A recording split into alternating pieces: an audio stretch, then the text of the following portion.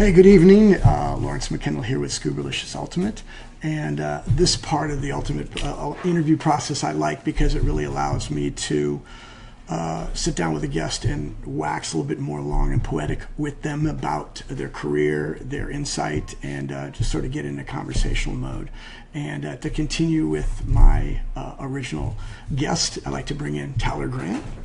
And I'm going to close the curtains here so we do not minimize the glare off the screen. Hi, Tyler. Hey, how's it going, Lawrence? Thanks for sticking around a little longer. We're at the Revolution Cafe here. They've been gracious enough to allow us to stick around after hours and do some extended interviewing.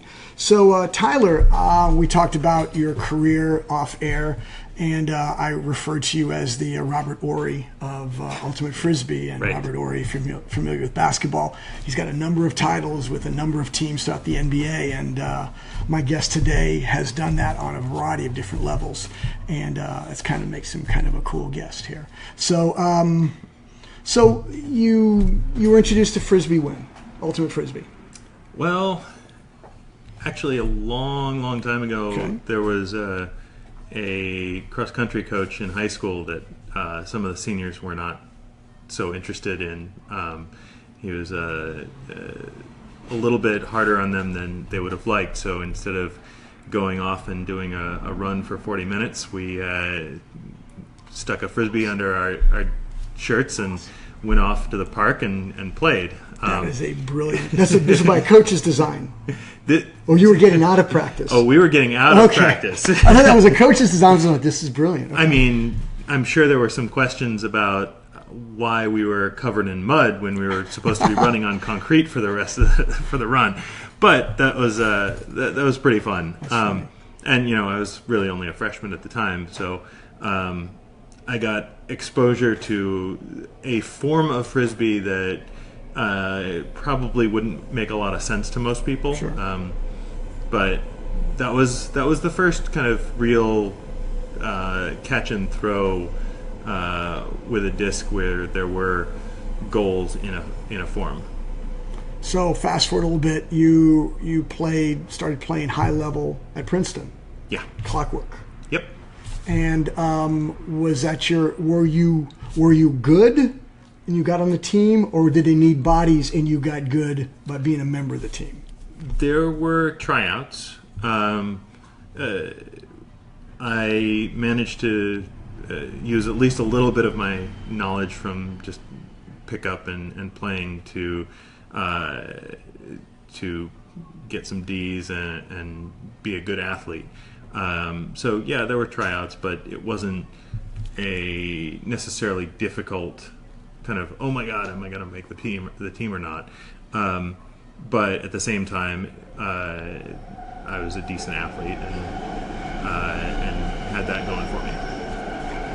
Well, you had to have been a decent athlete because you ended up coming to Bear in 2003, and we talked a little bit about your circuitous journey to get to Mischief and Revolver. You took some pretty big steps getting good quick. Was that coaching? Was that the off-field there was a drilling, lot of playing, or just playing with a lot of good people throughout? It was a variety. I tried to play when I could, and early on that was almost every weekend. I played in 2005 as a practice player with Mischief, but I was also playing on the men's club team Chaos.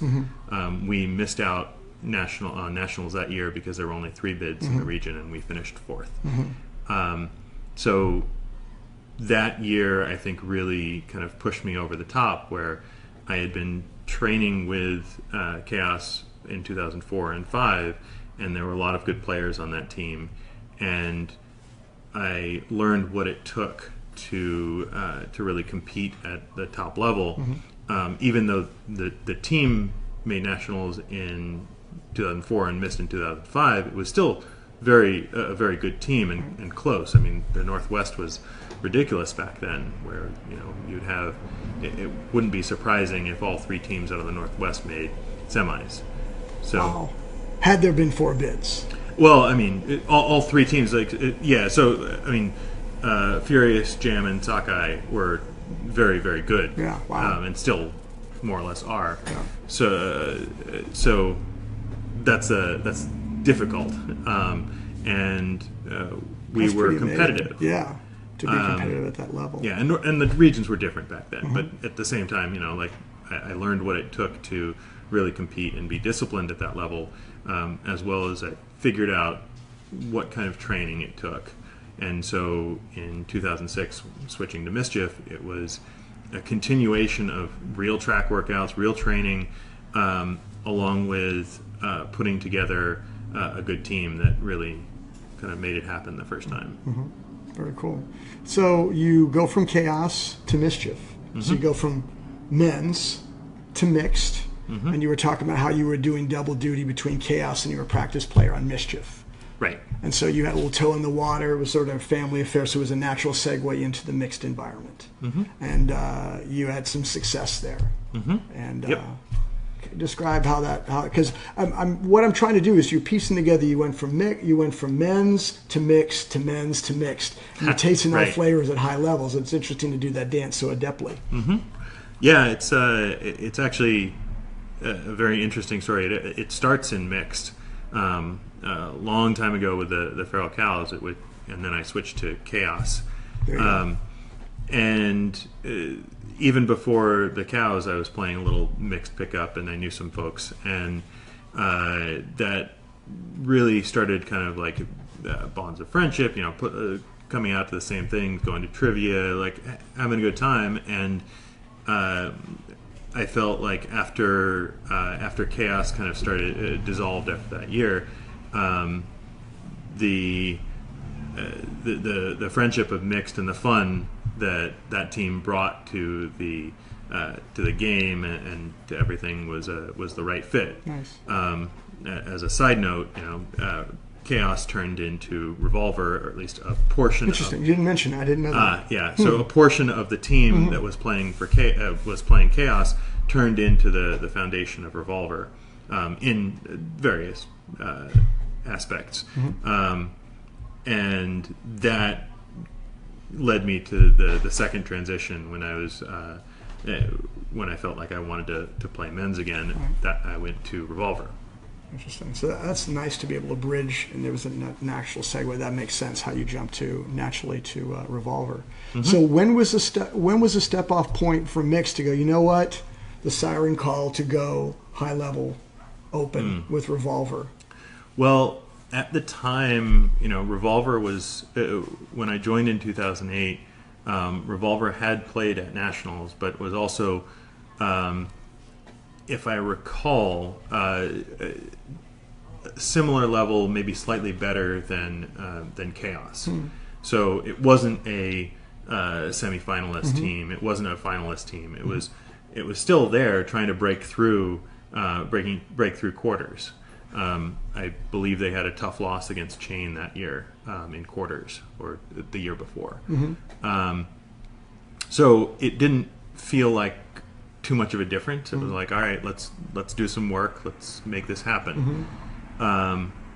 And I felt like it was the right time to kind of push myself, and that was the beginning of what was good for Revolver.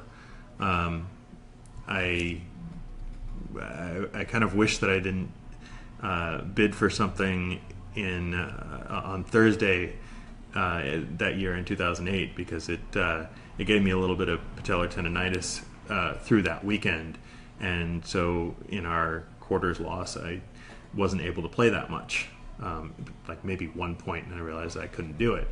And that happened to be the year that Jam went through, and we had beaten them at regionals, but they beat us in quarters, pulling out a couple smart adjustments, and that was it. Then they went on to win it all that year. So you said you regretted a bid that hurt you. Yeah, there was a throw a bendy throw that went up, and it was late in the sense that I couldn't really get to it, but I had to bid high, and I came down hard, and that was not good for my knee when I hit the ground. But it's all retrospect. When you play at high level, it's Absolutely. You're fighting the earth all the time. You're landing on the earth hard. You're making hard bids. That's the nature of the beast. I'm also heavier than the average Frisbee player, so it hurts a little bit more, I think. I mean, we all have our own perspective, but I may land with a little bit more force. Sure. I understand. Good. So, and you're looking at retrospectively, you shouldn't have made that bid. In the heat of the moment, I can understand as you get older, you become more pragmatic. But can you be pragmatic at that high level? And go, a little bit. Make that bid.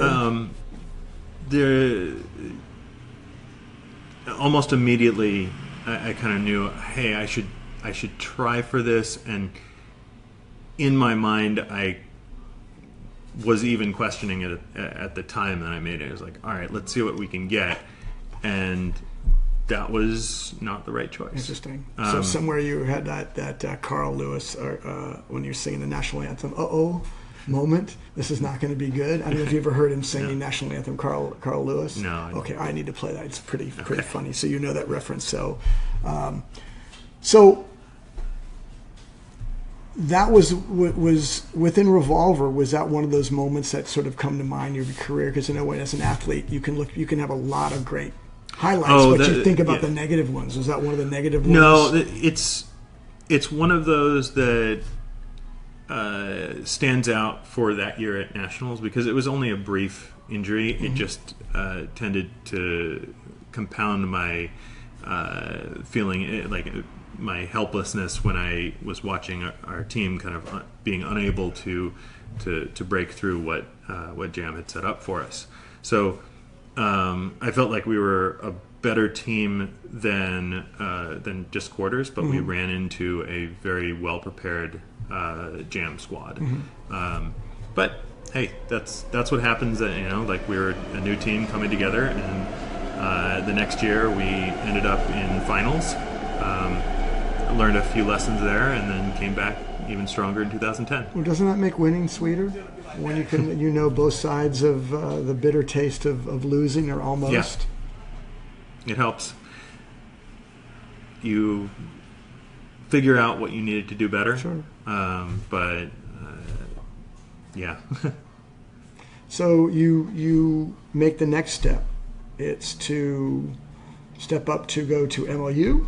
What was that iteration after? There was a year where I decided to take a job at an up and coming startup, and I felt like I needed to take time off from high level Frisbee, and then that caused me to do a little bit more focus on work and fewer workouts.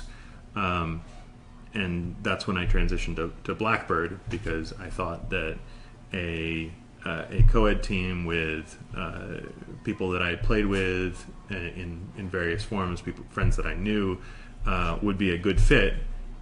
And turns out that also went well. Exactly, it went very well. With that iteration, how was it playing high level mixed again while you start doing a startup? It was interesting because I did not feel like I could perform the same way that I wanted to, and that led to some frustration and tension when I was playing. So that wasn't necessarily like the best for me, and even though there was some success, I felt like I was kind of missing something. I prefer to train hard and then show it on the field, but in that situation I was unable to play the same way that I wanted to consistently. So when does the pro comes up? When did it fall on your radar? When MLU started to become fledgling and came on the radar, when did it come to bring to your attention? That was 2013. MLU first came out to the Bay Area, and we had tryouts, and then I knew some Revolver folks. I knew that I wanted to try pro, just to see how it was, and it was the competitive new team in the area, and made the team. And that must have been very satisfying. Yeah, it was. Yeah.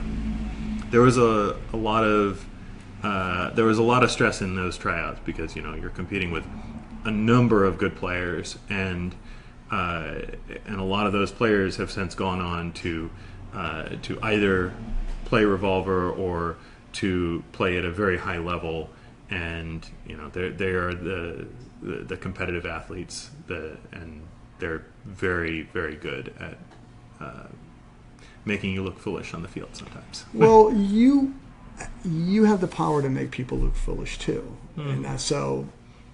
That said, you held your own. You made the team. That must have been very satisfying, knowing where you were amongst all that good talent. Yep. Were you surprised by that, or were you like you had to come in with a certain level of confidence? I came in with confidence. I knew that I was good enough to play. I also knew that I had something to prove because in 2012 I had played Worlds and Nationals. But between those tournaments, I was trying to come back from a tendon injury in my hip that prevented me from really sprinting, and so I pushed myself to get in very good shape for Nationals by lots of intense miles on the treadmill. And when I came back into 2013, I was like, I want to play. I want to play where I know I can play, and I feel like I'm in good enough shape to do it. So let's. One of the things we talked about off camera was longevity and injuries, and what impacts your style. So when you get injured, because I said everybody at a high level in any sport, if you're going to play and you play at a high, you're going to play nicked. Mm-hmm. Tweak knee, tweak ankle, tweak something, and so you have to sort of minimize it or put it out of your mind. How do you train to play at a high level when you have something nagging? Well, you have to know your body, and you have to know what you can fight through and what actually causes problems. There are some things where it's just muscle fatigue, and you learn what that feels like. Hey, I'm tired, but that's also your body saying you've kind of worn out those muscles, and a weird situation might cause you to pull a hamstring, or maybe you just haven't recovered from the night before, or maybe you've worn your body down to a point where your ligaments aren't where they should be. So there's an element of rest that you have to be smart about, and it's not a question of necessarily pushing through. It's a question of taking the right rest to make sure that you can compete and feel good while doing it. Okay, so let me clarify. He's talking from wisdom now. When you were younger, did you possess the same wisdom as you were going through injury? Because I would salute you if you were that wise. Yeah, I'm talking a little bit more wisdom now. Okay. Yeah. But at the same time, it's like I knew that I needed to rest some things. What I didn't know at the time was how much longer I needed to rest at each stage. Mm-hmm. So I came back from a minor ankle sprain a little bit too soon, and then sprained it even worse. Sure. I recall not giving myself enough recovery time, and then doing bad things to myself during a tournament. So, each of those is an instance where I recognized that I wasn't as prepared to step away for a long enough period of time. And even my current role is somewhat indicative of that. So I'm not sure if I'm entirely learned my lesson. No, but it's still one of these situations is when injury comes up in anything and you're youthful, you're like you said, if you sprain your ankle and you come back early, I think that's Latin for sprained ankle. Come back early and re-injure it. I mean, that's always the case. Because you're eager. I'll tape it up, whatever, and you get out there and you try to play the same, and you either injure something else that's good because you're compensating, or you re-aggravate it even more. So I can understand that. So based on this conversation about injury, what has been the key to longevity? Because I know right now you have a career-ending injury, I guess, to be seen. To be determined. Exactly, whether it's under the knife, whatever. But retrospective, what's the key to longevity in this sport? So, from my perspective, I try not to make, aggressive bids that would cause me to hit the ground. I try to make sure both of some of the serious injuries that have been caused from like bidding and hitting the ground. So let me interrupt here. So he's talking doing battle with the earth. The earth is undefeated, and so you're saying the earth is undefeated. So I've played with players, and I'm sure that will bid in pickup. They will lay out on glass or in the cement, and you're like, why? Something like that. Yes. And so were you laying out for everything because you got the O's and I's, or what? No, I'm probably somewhat bad at laying out. But the situation is more that you want to be able to run around on the field and not put yourself or your teammates into a situation where they have to do something out of the ordinary, right? You see the highlight reels, and you don't necessarily always see the aftermath of, oh, wow, that guy just broke his arm. That's happened in like at least two situations where there's an amazing highlight, and then you're like, wow, that's not so good. And furthermore, like if you're playing and you put the disc behind someone, well, that's a possible ACL tear. Like there's bad things that can happen. So I would say that playing at a high level means that everyone is a little bit more precise, and so you can eke out a few more years because there's less weird situations. It's kind of a more predictable, more known situation. I don't like how you said eke. Yeah. It sounds so. There's a finality involved in old age. So yeah. So because of the preciseness of the game, flamethrowers, dogfish, mischief, because of the accuracy, you're not putting people in precarious situations. You're trying not to. But do you actually have the forethought that a bad throw could cause an ACL injury or a hospital throw could? Not so much. It's more about putting your teammate in a position to succeed. Of course. So I like that one. You want them to catch it in a position where they are prepared to make the next play. And if you're putting it behind them or accidentally throwing it in a weird spot, they may be able to bail you out, but they're not set up for the next play. Sure. Of course. And what goes along with that is that they don't have to make sudden, strong movements with their body, and they can move well and predictably without injury themselves. So this sounds like the coach talking and not the player. I know, but I've tried to do that. That's fine, but you answered my question. I'm just looking at the tone and where it's coming from, but I understand that. Hey, I mean, I've been playing a long time, yes, so that's kind of an overriding philosophy for me. I don't like putting up swill for people to come down with, unless I actually know that they're going to come down with it, and it's fun. And so I would say the longevity tip is, measure out your bids accordingly. I would say measure out the push at any particular point in time. So if you are overtraining, if you are bidding recklessly in any form, if you are not listening to your body and saying, "Oh yeah, I can go and play a little bit more," those are hints. Sure. And I've had a fairly long career, but I know other people who have had longer. And there are some players who are much older than I am who have had longer careers. Sure. So there's an element of longevity, but there's also an element of, well, maybe I could have done a little bit better. Well, but that point, I thought you were going to say there's a lot of younger players who've had their career shortened because of not adhering to all the things you mentioned. That's also true. Yeah. Very much so. So, shifting gears a little bit, what is a handful of those memories? Or let's say, what is that one memory that comes into mind every day that sort of plays in your head? Oh. That highlight, that's really sweet. I know you have many, but there must be one that could pop to the top of all of them. Okay, sure. I would say the game-winning point in semis.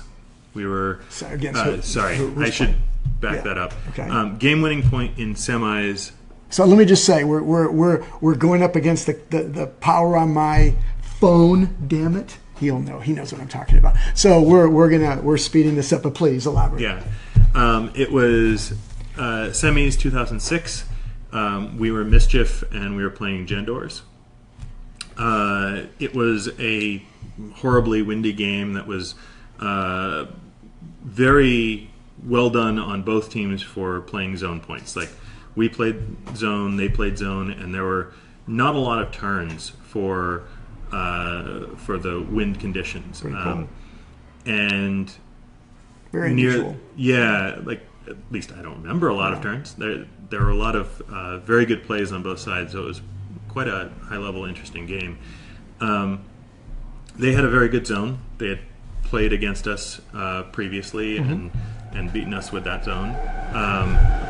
And I had been handling for most of the game in some form.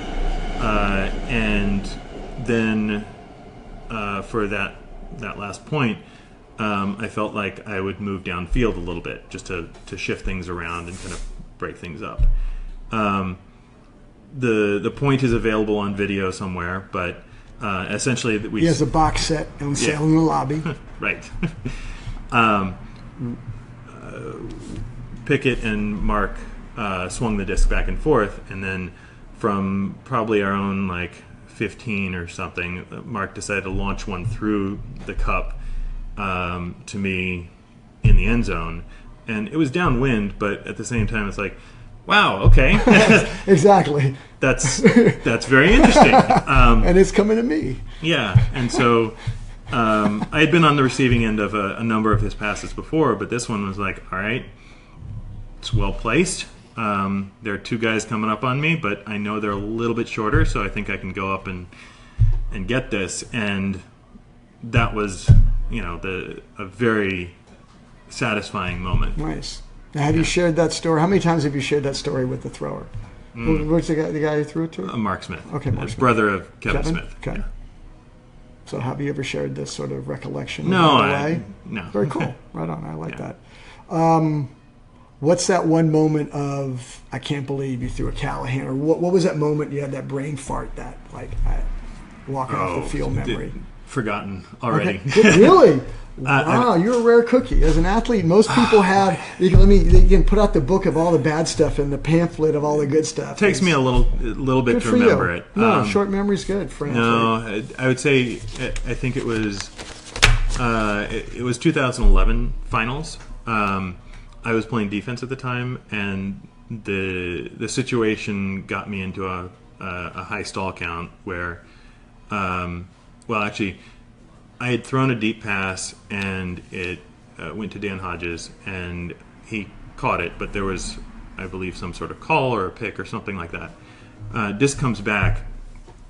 I look back, and in the situation at hand, I thought that my dump was a little bit farther away.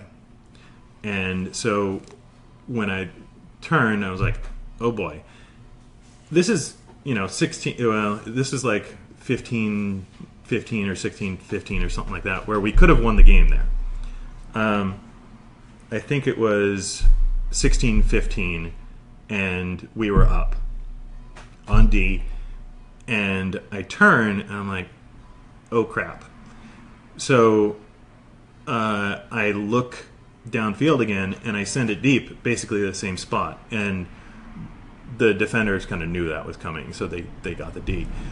What I didn't see was a crossfield where Jason was just like waving his hands like, hey, I'm open. And he was one of the guys who had been poached off of, and had I actually seen that, I could have sent a different throw across field where the defender wasn't, and we still probably could have scored.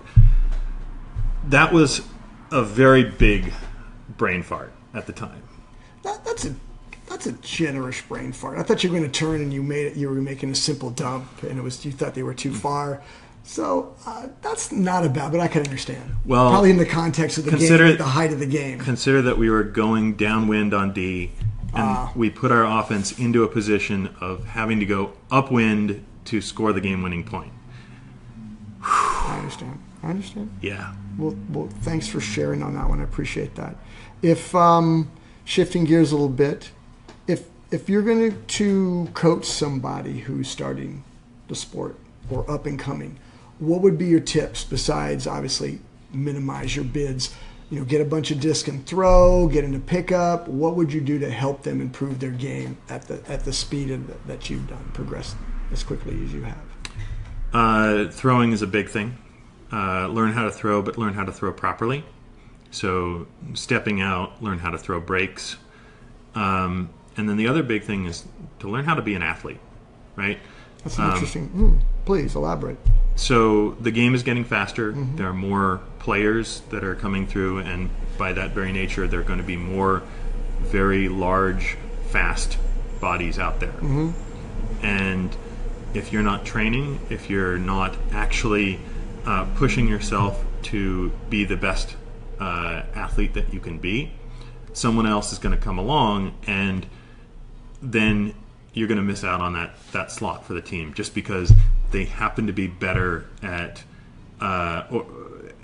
running, and the people running the team think that they have more potential, even if you have better throws. Right. So it's a lot about pushing yourself and training for Frisbee. So it's not actually, it's improving your Frisbee skills, but actually doing a lot of intangibles that make you an athlete. Yes. Getting on the track, lifting weights. Yes. Is that part of the regimen? What, can you elaborate just a little bit more of what that means to be an athlete? So first off, you gotta hit the track. You gotta do some hills. You should probably also lift weights in whatever form is appropriate. Obviously, a lot of legs, but I remember that when I first started doing more upper body, I got like 5 to 10 more yards on my pulls and on my deep throws. That was this curls and lats? What were particular? A variety of things. Yeah. All right. That definitely helped. So yeah, you got to be able to push your body and be able to get to that next level by like proper training. Excellent. So to sort of wrap up, I want to get into you are the head coach of the Spiders, as we sort of left off. What's your philosophy in coaching? You've coached how many different levels? I've coached college and then pro. And you did some coaching with Dogfish? Not with Dogfish. Okay. I did some coaching last year with the Spiders as kind of like an unofficial assistant when I wasn't able to play. So what is your approach to coaching from a amateur level versus you have a pro level with a lot of adept players that know how to play the game, yet you're trying to congeal? There's obviously similarities, but there's obviously differences. How can you? Amateur level is about teaching the fun of the game, teaching about like what do you need to succeed at like kind of the basic level, like how are your throws, where do you put them, like what is the basic strategy, and you also need to kind of balance that with not being too intense because that turns too many people off.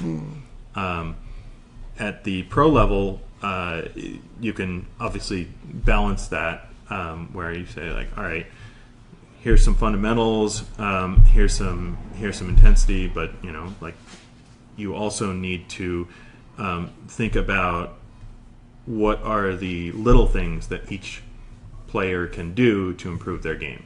So you have to get to know your players. You have to get to know what they're good at and where they might have holes.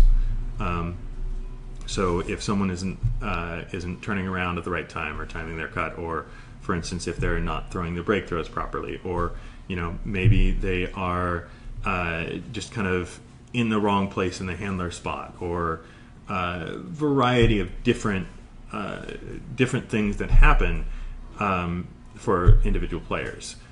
Then you also get to have the fun part, which is figuring out what to do against these other teams.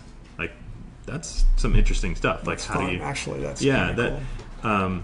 That is a very exciting challenge to me, because I know a number of the players from having played against them, and now we get to see how they match up with the team that we're building. Very cool. So how would you categorize your style of coaching? Why or well, how? No, well, how would you? I mean, there's a variety. If you're looking at pro football and basketball, there's different approaches. The fire and brimstone approach, or I'm your pal. I have evolved that style over the years. There's not as much fire and brimstone. It's much more level-headed, or at least I'd like to think so. But it is like I imagine myself punctuating that with, what the heck is going on? Sure. And I think I'm evolving as a person for that, because I have been fiery in the past, and I think without the stress of actually playing, I might be able to at least explain myself a little bit better. Sure. Than going off and yelling. It's funny. Explaining yourself a little bit better. Yes, I understand that. Very good.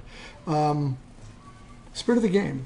I mean, you've worked in the amateur ranks, playing up to the amateur rank. Now you're in the pro with referees. And spirit of the game does show itself when a player calls off a play and reverts it. So it does. So what's your feeling on spirit of the game? I think it works if there's a social contract between players. But it's not a given? Well, everyone's part of the community. And when they're not part of the community, or they're kind of like more fringe elements, like, hey, they're like a regional team that is just kind of up and coming and hasn't played with or against like all the national teams, and they're like, yeah, they're rah-rah, they can get a little chippy. The same thing is true at the international level, where I've seen games without observers even get very out of hand, and that's not good. Right. And it comes down to, are the players going to go and say, hey, look, he's a good guy, it's a game, like, come on, like, back off. That's when nationalism comes in. I think I know the game you're talking about. But there were two instances that in that situation, in that particular tournament. But there's a social contract, and so if spirit of the game is to work, everyone has to be part of the community. And I think as the sport grows and kind of fragments a little bit, you're going to have more difficult situations. Interesting. Yeah, cool. Olympics. Yeah. Ultimate's supposed to be entering the Olympics in 2024, I believe. Okay. And looking in the crystal ball, what iteration of the sport, if it does materialize in the Olympics, what iteration of the sport do you think will show itself? I've heard a little bit in the rumor mill, but aside from the rumors, I'm asking you. Well, I'm guessing that a form of mixed will make it to the Olympics. The sport is an interesting one because it has men and women playing on the field as equals, just in different positions, and they're all on the field at the same time. It's not a men's and women's sport. I mean, obviously it is, but of course, that particular version of it isn't separated, and that's something I think that would be valuable to showcase. So I figure that's where I would put my money. Okay, mixed. And in what venue? What type of venue? Grass or beach? Oh boy, I mean, I'm a fan of beach. Beach is fun. Beach is pretty great. I wouldn't be able to guess at that point. Probably beach, but I'm predicting beach. I'm predicting mixed because you could come to the committee and go, it's less footprint, less fields that you have to field because everything's mixed. And beach, it's a smaller footprint. Right. And you potentially you can multi-use volleyball. Yeah, from what I hear, there's only a limited number of slots in the Olympic Village, so Interesting. The fewer athletes that you have on the field means the fewer overall athletes that you have to support. A footprint, a lesser, smaller footprint too. Footprint in a different form. Yes, exactly. No, interesting.